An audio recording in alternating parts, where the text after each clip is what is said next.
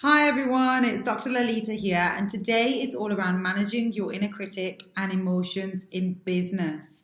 It's not just in business, it's also in decision making, it's in leadership, and it's overall in just how you're communicating with people, with clients, with employees. There's so much involved within this, but ultimately it's around your well-being as well and how you're managing your emotions in making the business a success and also reaching the business to sort of like make you happy and to make employees and make clients also happy.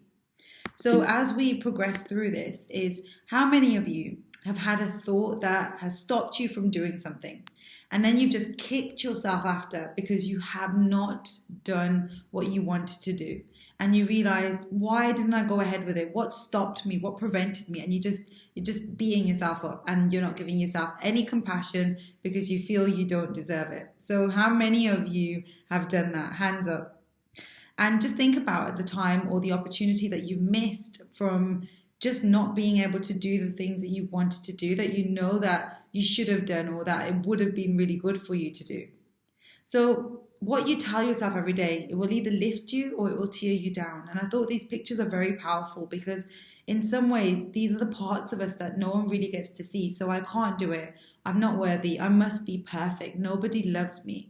I'm not good enough. I must not make a mistake. No one sees this. And it's the same with like how we talk to ourselves. So if you constantly say, I'm not lovable, I'm not handsome, or I'm not pretty, I'm evil, I am disgusting, I'm pathetic, I'm a loser.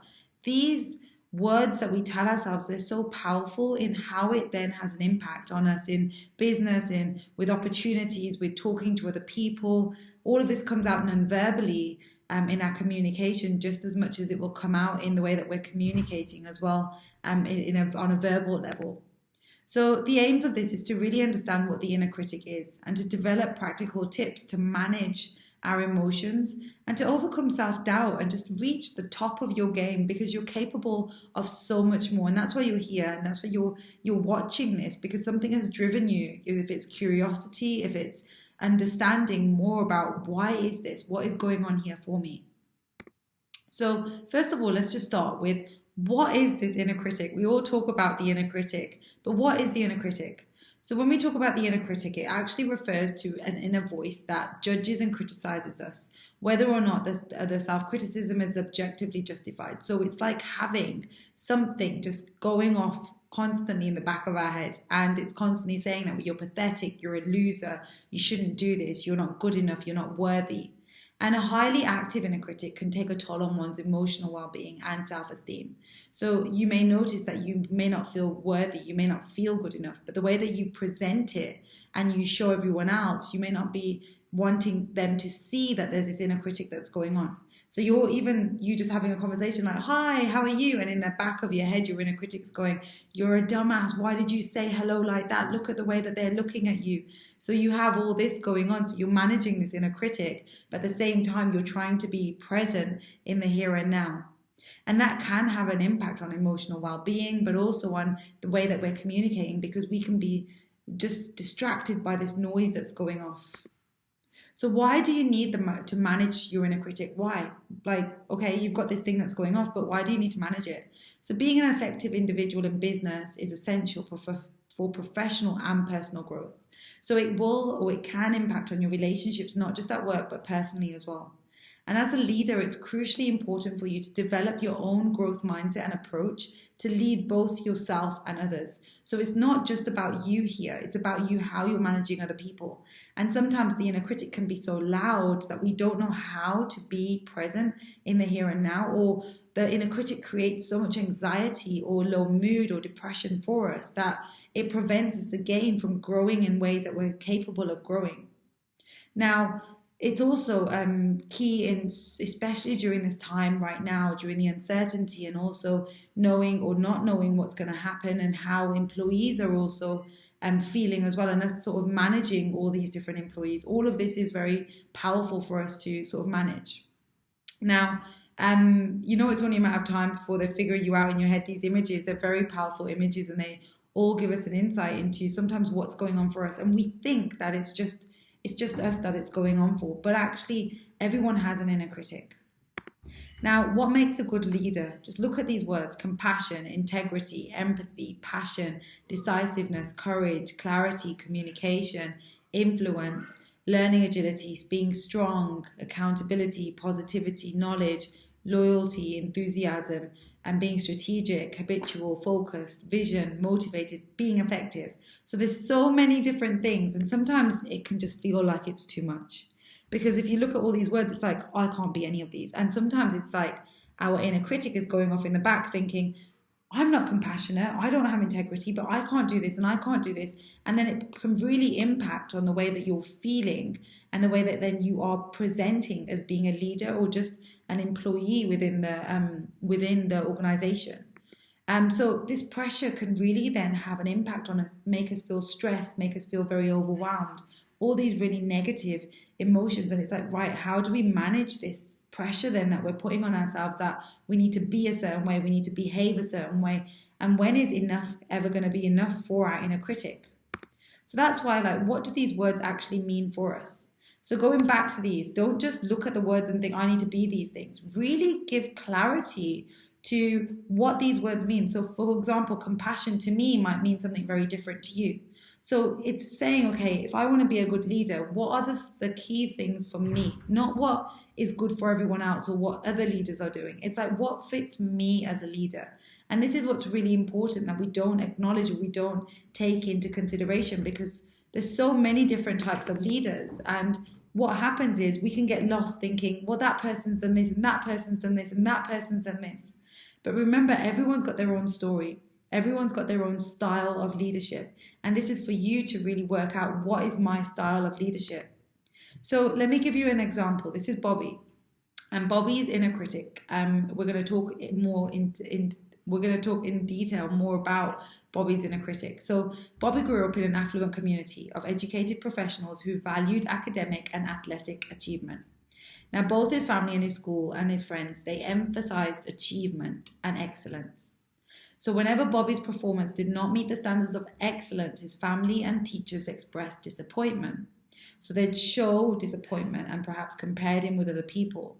Now, as a result of that, Bobby learned that he was inadequate because he wasn't meeting standards that he thought he needed to meet or that other people were meeting. So he then internalized this as, I'm inadequate. This is where the inner critic developed from.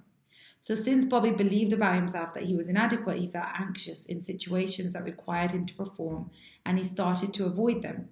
So this is also at work when he's in meetings. This is also when he's meeting his future partners or his in-laws, where he's meeting his future partner's friends, all these different types of places where he can be put into a place where he may feel inadequate. This is where this emotion might come up for him, and this is part of the inner critic. So every time he's trying to do something, the inner critic's like, no, no, no, no, no.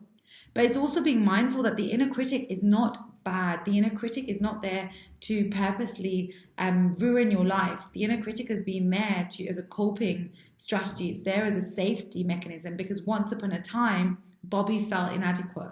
And as a result, this inner critic has developed to prevent Bobby from entering into a situation like this again. But now it's about Bobby trying to manage this inner critic and work out how to go about understanding this anxiety, these emotions that are coming up. Because if he keeps finding himself in an inadequate place, he might just keep avoiding any situation. But then by doing that, he prevents himself from truly growing, because all he's doing is avoiding situations. And he's avoiding situations because of the distress that it will cause. So when does the inner critic come out? It's there all the time. It's there all the time. And sometimes you can find yourself being more vulnerable when you're more stressed out, or when you're more tired, or that you haven't eaten properly. So when you're more sensitive or more vulnerable is when the just external things might be going on, where you've got loads of things going on at work, but also you know that you haven't slept well, you've been very stressed out, you haven't been going to the gym. The inner critic can come out during this time more and more. So why does the inner critic come out? This is a very powerful question. Why? Why is it there? Remember, it's your inner critic. It just reaffirms untruths about yourself that you've internalized to be true. So just like Bobby internalized, I am inadequate. This is what he's looking for in the world now. He's like, right, where can I see that I am inadequate? And it stems from the beliefs that we hold of ourselves. And that's really powerful, because the way that Bobby might be in one situation, Tom might not be in another situation, because both are coming from their own experiences and their own differences. So remember, the way that one person might react is very different to the way another might react, but that's because everyone's coming from their own insecurities and their own beliefs. So remember, it starts from the being. So everything, this tree is very powerful because the roots of this tree is where everything starts from. And what I mean by this is our beliefs, they stem from the roots of, or our beliefs of who we are. Just like if this was to grow to be an orange tree, they will be held in the roots, it will be held in the seeds of what it's trying to become and what it's nurtured to become. And depending on the external environment of like the rain, the nutrients, everything that it's getting will depend on how big this tree grows. And in so many ways, this is the same with us. We are nurturing beliefs within us. So if we keep nurturing the belief of I'm not good enough, that's what we then develop and evolve into. But it's us acknowledging, okay, look, that belief is not helping me grow in the way I want to. So we then revert and we say, okay, right, there's a belief here of I am good enough. How do I now nurture this good enough feeling? And this is to help us manage these emotions. This is where it becomes very powerful and where the magic happens. So it's knowing thyself. It's really looking and delving into yourself and knowing thyself. Very powerful to do this. And it's like, here we go again. Here we go, like looking at the self and trying to understand the self. But it is very powerful. Everything comes from self-awareness, where through self-awareness, we can then develop into the next level, which is, okay, I'm aware of it now, and then it's understanding it, and then it's actually doing something about it. So what is the doing behind it? So this is where we dive deep into your subconscious mind and truly understand what the beliefs are, because there's so much going on externally, but it's not about external, because there can be so much chaos in the world, but it's about what's going on within you. And that's what this does. The way of working, or the way that I work, is we go deeper into you to work out what's going on for you. And sometimes there's a massive fear of like, oh my God, I don't want to go there because we don't know what we're going to see. Or it's just easier if we just put it down and just carry on being the way that we are, because yes, I know it's distressing, but God knows what we're going to find when we get over there, or when we get over there. And we continue going in a very uncomfortable place, even though we know that there's so much more available for us. So remember, our thoughts fuel our emotions. So everything starts from the thoughts that we have. So if you keep thinking I'm not good enough, this then feeling creates that behavior. The behavior reinforces back the thought process. But remember as well, it all starts from our thoughts. Everything comes from our thoughts, which actually comes from the beliefs that we hold of ourselves. And you wouldn't be here right now if you didn't think that you were good enough. So I don't want you to leave here feeling that I'm not good enough, because that's not true. And also, don't forget that you also feel the inner critic. So the inner critic also comes out physically within you. Now, if you're finding it very difficult, for example, or you're very stressed out and you can hear the loud noise of the inner critic, remember there's like, your mouth might go dry, or your heart beats quicker, or that you start to sweat more, or that you notice that actually there's hidden effects which you may not even notice, where the brain gets body ready for action. So your adrenaline produced for fight or flight. So you notice that rush, your liver releases glucose, and blood pressure rises. So all of these things are going on internally. And this is why I say awareness is key here. Awareness is going to give you an understanding of what is going on within your body and why it's happening. Because sometimes you can feel like, I'm getting really sweaty. I know I'm clamming up, but I don't know why. And you know something bad's going to happen, but you don't understand why. But this is where we delve into understanding the anxiety, understanding why is that anxiety there. So where do our thoughts come from? Our thoughts actually, they stem from the beliefs that we hold.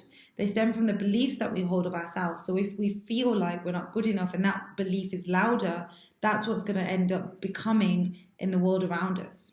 So this is where it's very important for us to understand where our thoughts come from. Now, on that note, what I'm going to do there is I'm going to leave this here.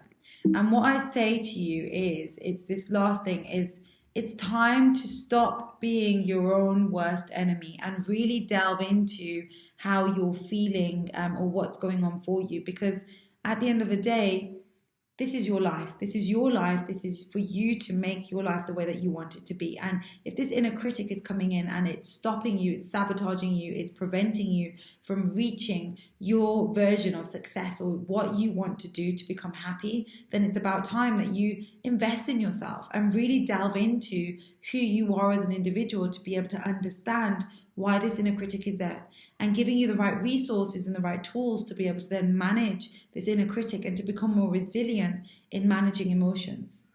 So if you do have any questions, please do get in touch with me. I will be happy to answer any questions. And just have an amazing day, and I will be in touch soon. Take care. Bye-bye.